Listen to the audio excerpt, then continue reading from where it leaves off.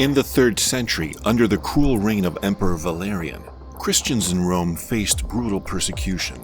Among them was a young man entrusted with a sacred task, to care for the church's treasures and oversee its charitable works. As a trusted servant of Pope Sixtus II, he had access not to gold or silver, but to something far more precious: the poor, the orphaned, the sick, and the outcast. When the Roman prefect demanded that he surrendered the church's wealth, he agreed. But instead of gold, he gathered the poor and presented them to the authorities, declaring, "These are the treasures of the church." Enraged, the prefect sentenced him to death, but not just any death. He was bound to an iron grill over a slow fire. As the flames consumed him, he did not curse or cry out. Instead, he looked up and said with a calm voice, "Turn me over. I'm done on this side." What type of man says that while being roasted alive? This was no ordinary man. His name was Lawrence, and he was one of the 7 deacons appointed to serve under the Bishop of Rome. A deacon not only in name, but in calling, in grace, and in divine appointment.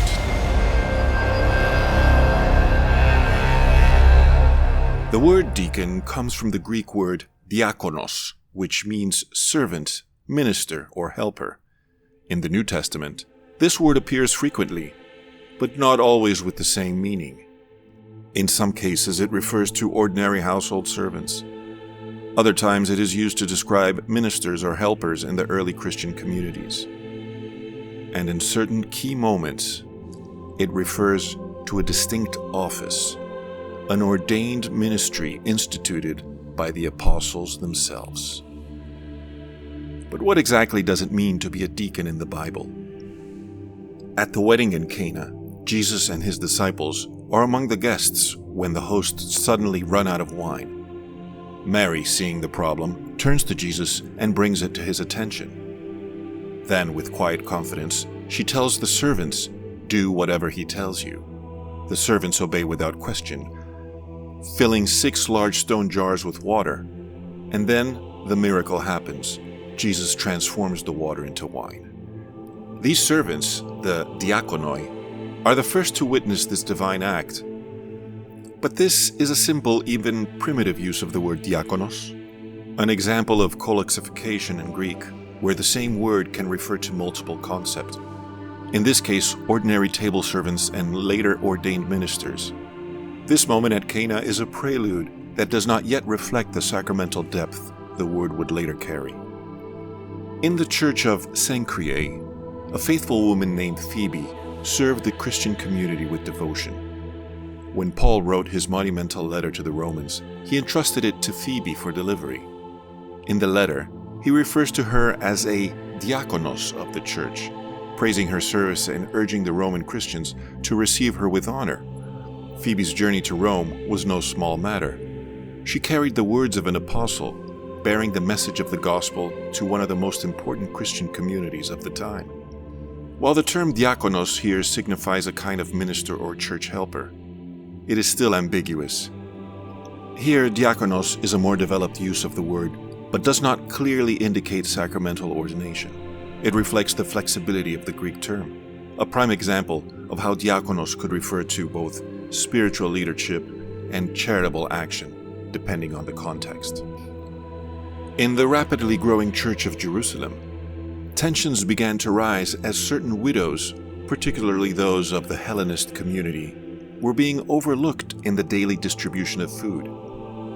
The apostles, recognizing the need for assistance, decided they could not abandon their primary mission of prayer and the ministry of the word, so they called together the community and proposed the appointment of 7 men to oversee this charitable work.